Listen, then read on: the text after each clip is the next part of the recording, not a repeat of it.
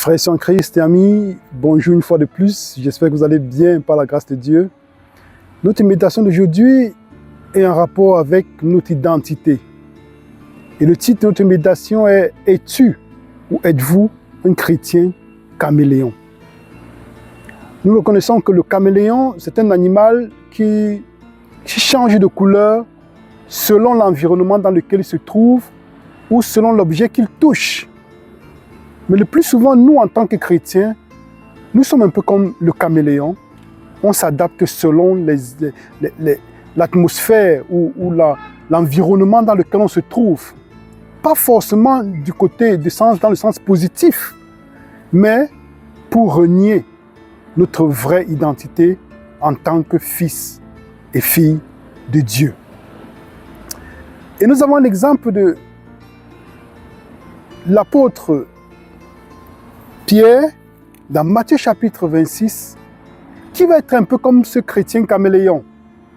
À peine l'épreuve se présente, à peine il voit que le combat devient rude, alors il change de peau. Et nous avons dans Matthieu chapitre 6, au verset 73 à 75.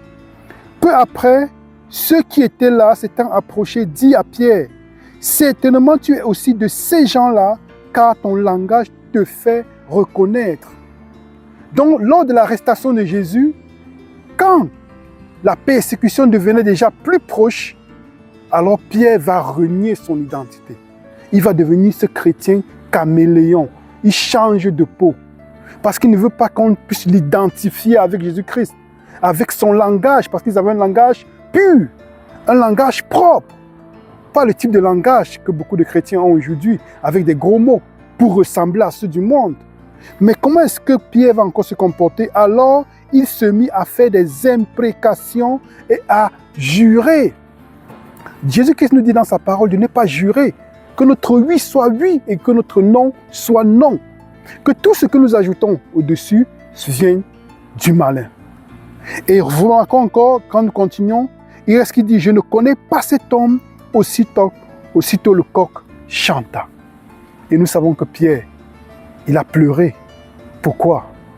Parce qu'il a reconnu sa faiblesse. Il a reconnu qu'il avait besoin d'un sauveur. Il a reconnu qu'il était un chrétien caméléon. Et vous et moi, sommes-nous des chrétiens caméléons? Nous avons dans Romains chapitre 2, allons ensemble dans Romains chapitre 2. Toi donc qui enseignes les autres, tu ne t'enseignes pas toi-même. Toi qui prêches de ne pas dérober, tu dérobes. Toi qui dis de ne pas commettre d'adultère, tu commets l'adultère. Toi qui as en abomination les idoles, tu commets des sacrilèges. Toi qui te fais une gloire de la loi, tu déshonores Dieu par la transgression de la loi. Donc ça veut dire, tu dis que tu es chrétien, mais en fait, ton dit et ton fait, ta façon d'agir ne sont pas en connexion. Ça ne coïncide pas. Il y a quelque chose qui cloche. Pourquoi? Parce que vous et moi, nous sommes des chrétiens caméléons. Et qu'est-ce qu'il en résulte quand nous sommes des chrétiens caméléons? Quand nous perdons notre identité.